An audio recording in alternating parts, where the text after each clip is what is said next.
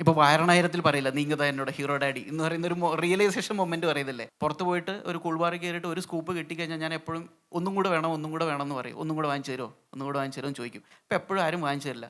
എപ്പോഴും ഒരിക്കലും ഞാനും അച്ഛനും മാത്രമായിട്ട് ഒരു ദിവസം ടൗണിൽ പോയപ്പോൾ ഒരു സ്കൂപ്പ് കഴിഞ്ഞപ്പോൾ ഞാൻ അച്ഛനോട് ഒരു ഐസ്ക്രീം കൂടെ വാങ്ങിച്ചു തരുമോ. ഉടനെ അച്ഛൻ വിളിച്ചിട്ട് ദേ ഒരു ഐസ്ക്രീം, സപ്ലയറെ വിളിച്ചു ഒരു ഐസ്ക്രീം കൂടെ ഇവരെ കൊടുക്കും എന്ന് പറഞ്ഞുകൊണ്ട് ഞാൻ സന്തോഷത്തോടെ എക്സൈറ്റഡ് ആയിട്ട് ചാടി ഇരുന്നിരുന്ന കസേരയിൽ നിന്ന് ടേബിളിൽ കയറി എന്ന് പറഞ്ഞ് തുള്ളി ഇരുന്നു എന്നാണ് പറഞ്ഞത്. ഒരു ദിവസം രാവിലെ ഞാനിട്ട് പത്രം എടുത്തിട്ട് നോക്കുമ്പോഴത്തേക്കും ഇന്ത്യ ഓസ്ട്രേലിയ ഫൈനൽ ഇന്ന്.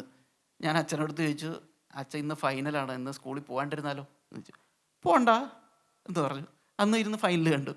അപ്പോൾ ഇതിന് ശേഷം പിന്നെ +1 പരീക്ഷ എത്തിയപ്പോൾ ഒരു തരിയും തലയിൽ കയറുന്നില്ല.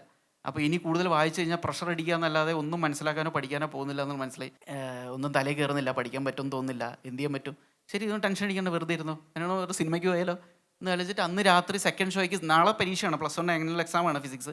ഇന്ന് രാത്രി അന്ന് ഏതാ ഇൻഗോസ്റ്റോസ് ഇന്നോ അന്നും കണ്ട് ആ റിലീസായ സമയം കണ്ടായിരുന്നു തോന്നുന്നു, അത് സെക്കൻഡ് ഷോ കാണാൻ പോയി. അപ്പോൾ ഈ രീതിയിലുള്ള സപ്പോർട്ടുകൾ വീട്ടിലുള്ളതുകൊണ്ട് എപ്പോഴും ഒരു അഭയമുണ്ട്. ഇവിടുന്ന് ഒരു റിജക്ഷൻ കിട്ടിക്കഴിഞ്ഞാലോ അല്ലെങ്കിൽ ഇവിടെ ഒന്ന് ഫോൾട്ടർ ചെയ്ത് കഴിഞ്ഞാലും ഒന്ന് വീണ് പോയി കഴിഞ്ഞാലും തിരിച്ച് ധൈര്യമായിട്ട് വീട്ടിൽ പോവാം.